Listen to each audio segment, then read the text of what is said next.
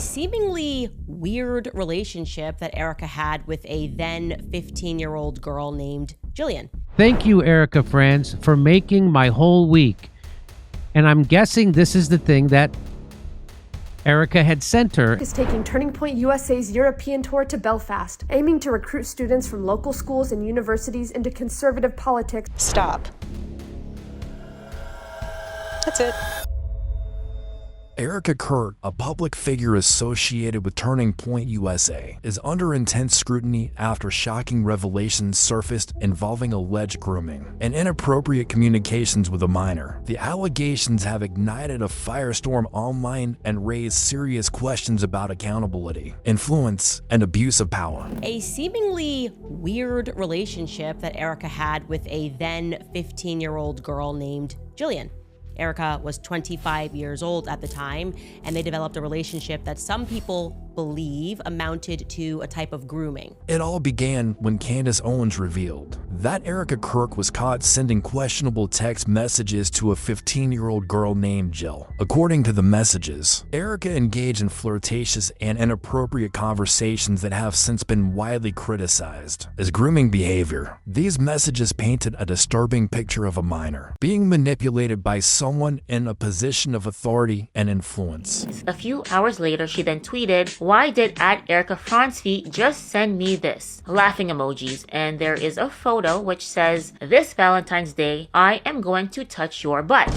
Excuse me. Remember, this girl was 15 and Erika was 25. In my opinion, the relationship seems like grooming. Jillian posted this tweet on March 6, 2014. So Erika says, "Let me call you. Hold on, sweetheart. Give me a sex." Wow. And then Jillian says, "Okay," and puts laughing emojis. Erika then says, Sex too, but not from you, LOL. Holy shit, laughing emoji. You always make me laugh. I don't bat for the other team just yet. What the fuck? Right to jail, right away. This text exchange gave me chills. It seems like Erika was flirting with her. I don't bat for the other team just yet. And this conversation is happening at night, 8:50 p.m. The texts allegedly show Erika not only flirting with Jill, but also making persistent comments about her physical appearance, comments that experts say are highly concerning given the girl's age. Beyond the texts, Erika reportedly discouraged Jill from spending time with her peers, creating a troubling environment of control and obsession. Netizens quickly deemed it to be grooming. So here's How did she get in?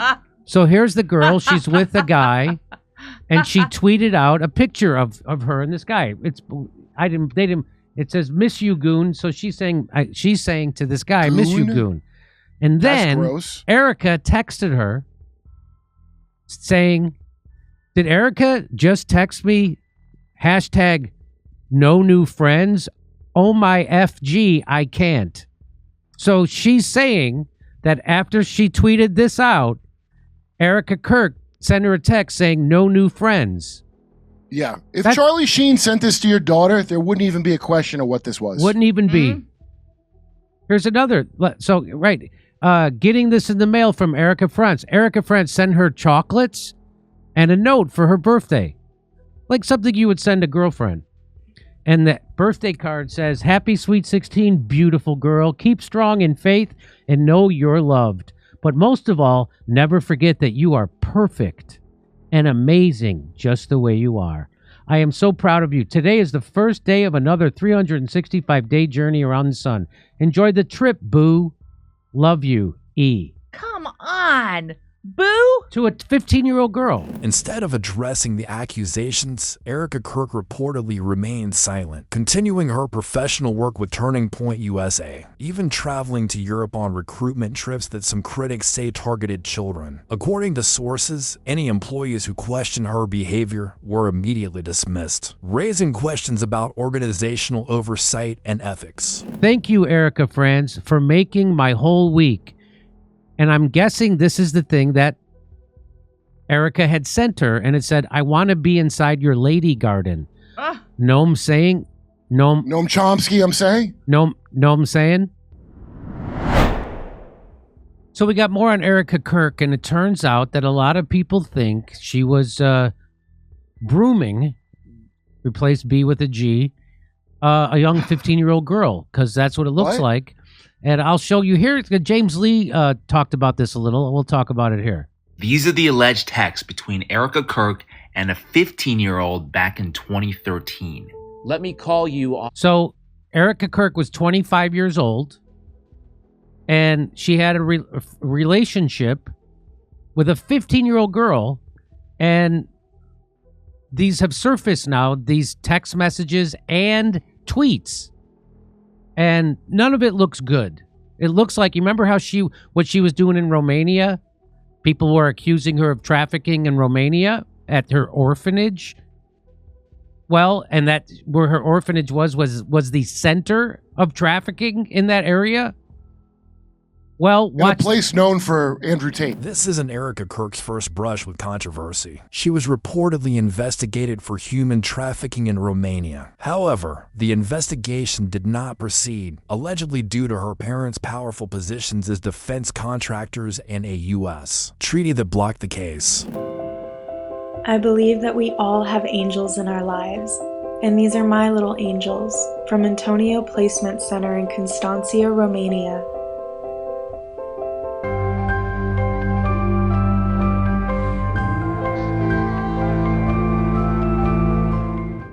When Anna Maria tried to speak out, the threats came immediately.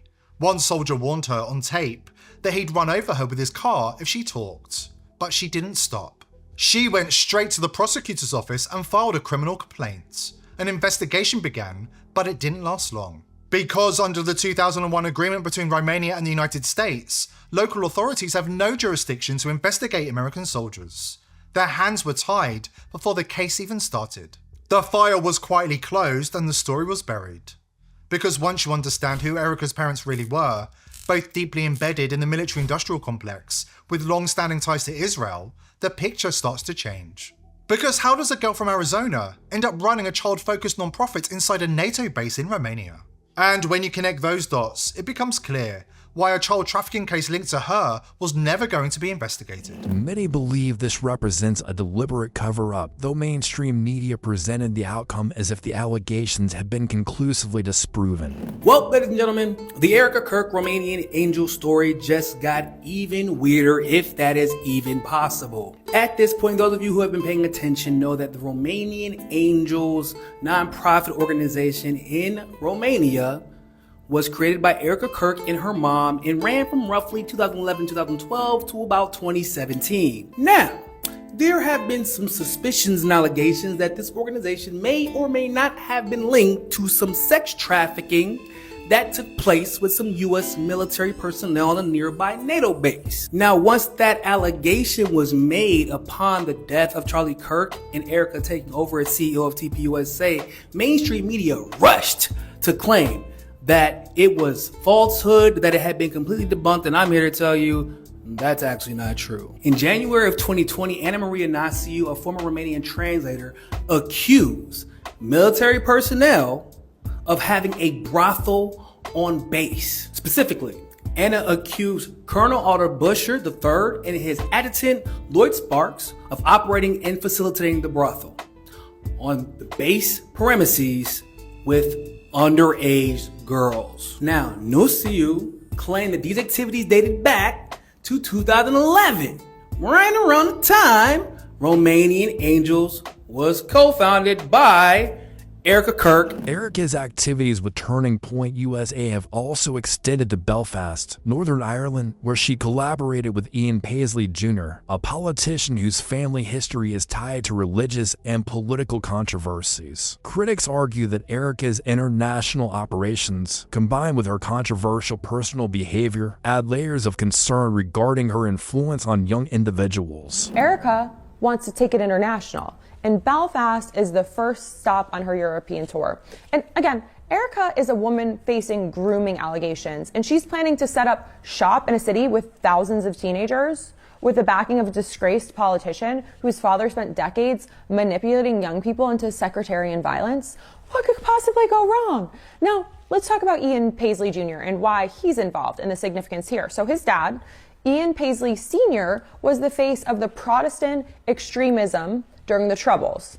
The Troubles, I'm going to try to put this as simply as possible, it was a 30-year period 1968 to 1998, a violent conflict in Northern Ireland between Protestants who wanted to stay part of Britain and Catholics who wanted to join Ireland. And it resulted in 3,500 deaths from bombings, assassinations, paramilitary violence that tore communities apart.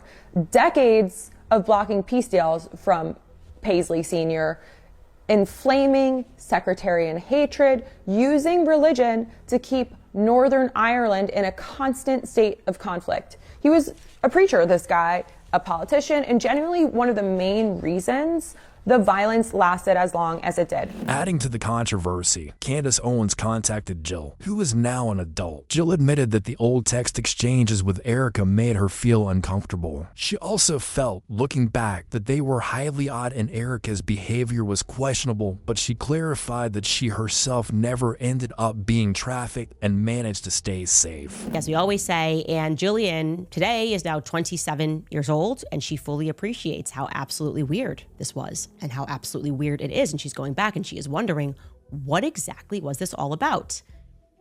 What exactly was Erika harnessing her teenage emotion for? Why is she continually telling her that she's beautiful, that she has perfect lips? Why is this 25-year-old who's not even from Michigan interested in this dialogue with her? And something she points out is, I was with my friend when I met her, but she never had this relationship with Cheyenne. Cheyenne is mentioned elsewhere in that video. Why was it particularly Jillian that she was interested in? And curiously, get this, she tells me that she and Erika actually never hung out in person beyond that first meeting. So this was purely meant to be a platonic relationship where Erika said stuff even like this to her on Instagram. Jillian, that dime piece beside the car, though, she's referring to Jillian, just so we're clear, she's referring to Jillian beside a car as a dime piece. Again, if this was two 15-year-olds speaking to each other, I'd be like, that's totally fine. I actually tend to agree with Nicey's assessment elsewhere in the video. Just put in your mind, this is a 25-year-old man referring to a 15-year-old girl. What would happen? What would you be thinking? And again, Erika did not actually hang out with her beyond that. So what exactly was her stated goal? Well, I can at least tell you what that last weird text exchange was about. The one where Erika tells her not to drink and to suck her stomach in tonight, wherever they're going tonight. People assume that they had gone somewhere together, but no, that exchange is actually in reference to Erika then having sent this 15-year-old to have photos taken. The public outrage intensified when it became apparent that Erika may be attempting to avoid accountability. Many believe that she is leaving the country to escape addressing the controversy surrounding her interactions with Jill. The combination of her status as a public figure, her gender, and her perceived influence has led to concerns that she was able to manipulate situations to her advantage. Jillian went on a family trip to Puerto Rico, and Erika was liking and commenting on her Instagram posts. So Jillian posted this photo of the beach, and Erika says, "Unreal gorgeous." And then Jillian responds, "This is by far my favorite picture I took. My mom wants to get it blown up at Erika Francvi." Erika responds, "I could see why, boo." Jillian responds, "So perfect at Erika Francvi." Erika then responds, ... yes, I know you are. One of the many issues that I have with their interactions is the fact that Erika always made it about the girl's physical appearance. Like here's a photo that Jillian took feeding a duck, and it's a cute picture. You know, the duck is adorable, it's innocent, it's kind of funny, and Erika liked the photo, but she didn't comment. Here is a photo of Jillian's face, and then she comments calling her stunning. Majority of their interactions had something to do with each other's physical appearance. If a 25-year-old man was doing this to a 15-year-old girl, someone would have reported him to law enforcement, okay? But because she's Miss Arizona, because she's a woman, it went unaddressed. And because she was a public figure, she had an assumed position of trust. And Because of that, this very odd relationship was never questioned. More alarmingly, Jill revealed that Erika encouraged her to take modeling photos with a male photographer without her parents' consent, raising serious ethical and legal questions. Candace Owens argued that this was undoubtedly wrong and that any adult male who would be willing to photograph a 15-year-old for modeling without parental consent is a creep in any context. Insane. She sent this 15-year-old to have photos taken. She's helping her because she's just so beautiful get into maybe some modeling. That's at least how she presented it to her. So after telling her how beautiful and perfect her lips were, she then sets her up with a photographer, a friend of Erika's. Erika, she says, arranged the entire thing. This person she had only met once, then after what maybe love bombing her, we describe it, then sends her to meet up with this male photographer. And Jillian said that this photographer was kind of creepy. She's trying to remember his name. She says she remembers it began with an R, and he was kind of shorter, chubbier. And yeah, I'd say, yeah, Jillian, that's pretty creepy. Any photographer who is taking photos of a 15-year-old without their parents' consent is a creep. Find me this. I am looking to find and discover who this person was. And I would also similarly say that any person who is arranging for photographs to be taken of a 15-year-old girl without explicit permission from that person's mother is a total creep. So Erika having done this is completely and utterly creepy. It's creepy. It makes no sense. It makes no sense. I will not allow people to say that it makes sense in some context. Like, it just doesn't make any sense. I asked, did she speak to your mother? She said, no, she never spoke to my mother. This was happening on the phone. Her mom's probably thinking she's just on Instagram speaking to whoever, and she's not even considering that this is happening. So what does all of this sound like? Despite the mounting evidence, Erika Kirk has publicly accused Candace Owens of spreading lies and demanded that she stop. She insisted that she only had one word for her stop, but to some people, this was once again a lack of explanation for her actions and only increased suspicion. Stop. That's it. That's all I have to say. Stop. However, the narrative doesn't end there. Erika has connections to the Corcoran Real Estate Group, which has been linked to Jeffrey Epstein's network. While no official connection between Erika and Epstein has been established, public speculation has been swift, fueled by her alleged history of recruiting and grooming. Social media has played a crucial role in bringing this case to light. Clips of the text exchanges, discussions about her travel to Europe, and speculation about her connections to Epstein's network have spread rapidly, making Erika Kirk a figure of intense public scrutiny. The allegations raise important questions about accountability for individuals in positions of power and the protections or lack thereof for minors in these contexts. Erika Kirk allegedly applied for, back in, I believe it was 2018, maybe. I may be getting the year wrong. 2018, I believe it was. She applied for this luxurious real estate agency on Corcoran or something to that effect, right? All these people are the owners, you know, a couple of the CEOs from this agency are literally in the Epstein files, all right? But they also did business with Jeffrey Epstein after he was a convicted pedophile, right? So they really had no excuse. And the reason why this is important is because, remember, back in 2008, Jeffrey Epstein was convicted of being a pedophile. Well, just a year later, in late 2009, a guy by the name of Scott Rothstein, who was an attorney in Florida where Jeffrey Epstein was located, just a year later, this attorney would be convicted of federal fraud and racketeering charges. But it gets even better because this attorney would actually get sued by Jeffrey Epstein in relation to Jeffrey Epstein's victims and conviction. It says here, billionaire pedophile Jeffrey Epstein settles one Florida lawsuit.